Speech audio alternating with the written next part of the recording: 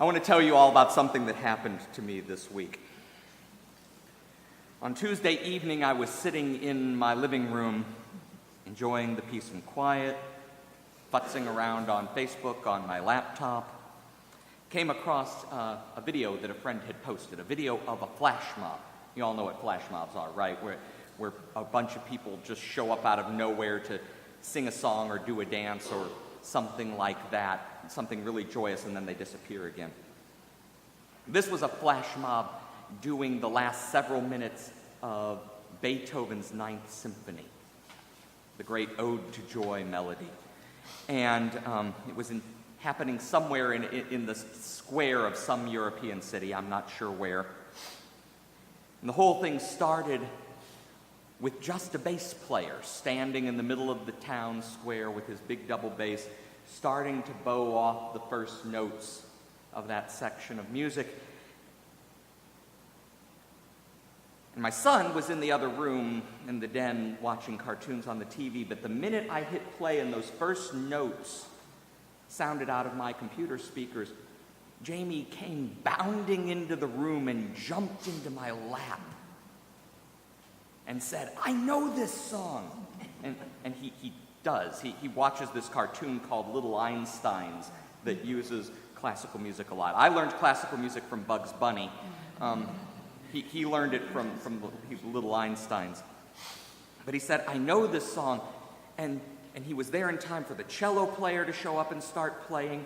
And then when a violin player came out and started playing the first melody notes, Jamie started to sing along, da da da da da da da da.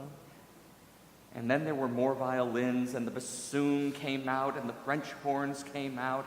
And in the video, you could see kids are climbing the light poles trying to see, and parents are putting their children up on their shoulders, and people are gathering around. Before you know it, there's a whole orchestra playing this music and a choir out of nowhere singing this music. And my son is in my lap singing this music, and I started to bawl. Tears just poured down my face. And the song ended, and the people in the video applauded. And my son looked up at me and smiled and gave me a hug, and then ran back to the other room to the cartoons. And I just sat there and continued to weep. And my wife even said, "Is something wrong?"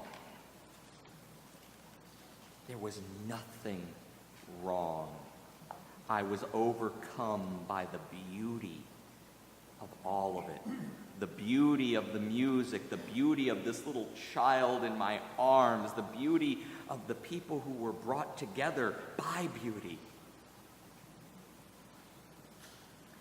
I used to think that Peter was wrong in our Transfiguration lesson when Peter says, "Lord, it's good to be here. Let's build some booths and stay here."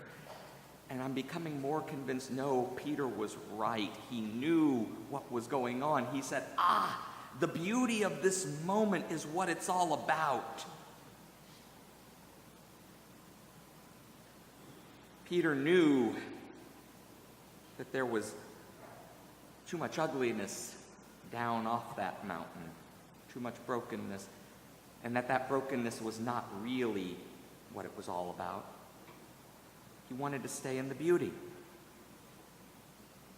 Back in the 2nd century, St. Irenaeus, who was a bishop in what is now southern France, wrote, "Gloria Dei est vivens homo."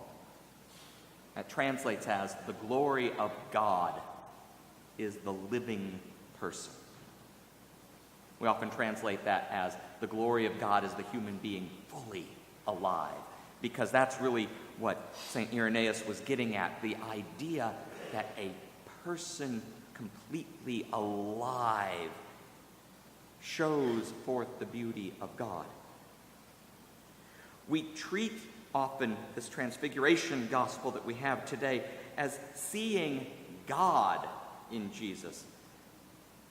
But really, the beauty is seeing Jesus as a human being who is fully human in that moment. The glowing isn't because he is somehow more than human. The glowing is because he has in that moment come completely into his own.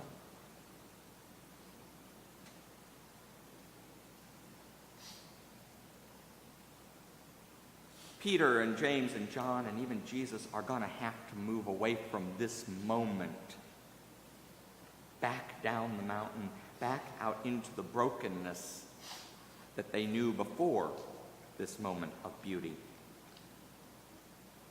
But they are going to be ever changed by having experienced the beauty of being fully alive, even if only for that moment. It's going to drive them, each in their own way, to give their lives fully for others, so that others might experience beauty. Back in the 13th century, St. Bonaventure, a Franciscan theologian, was giving some lectures in Paris to a group of people, and one of the things he said in those lectures is that justice makes beautiful that which had been deformed.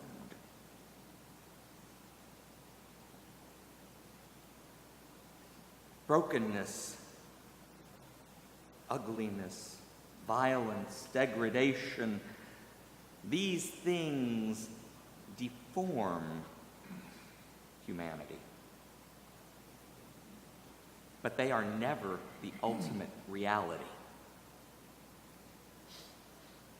The ultimate reality is human beings created in the image and likeness of God. Feeding the hungry, clothing the naked, sheltering the homeless, visiting the imprisoned, healing the sick, welcoming the stranger, forgiving those who wrong us, seeking to be peacemakers in the midst of the brokenness of the world. All of these are the ways in which we restore the beauty of humanity.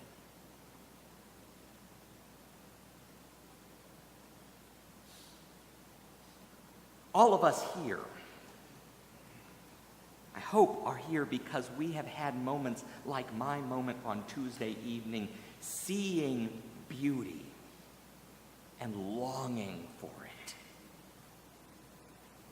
But hopefully it's more than just having seen it and longing for it. Hopefully we're here because we want to do something to extend that beauty to others as well. That we want our lives to be so transfigured, so changed, that we, in our own turn, shine.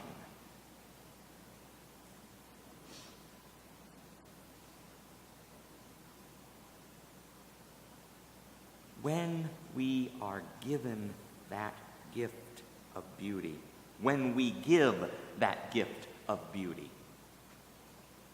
when we long for it, when we strive for it, when we refuse to rest with anything short of it, then we move into the kingdom of God. Then we become the song that drives others to cry with joy. And through our song, others' lives are changed and transfigured as well. And the whole creation is restored to the beauty that reflects the one who creates us and loves us and seeks us out.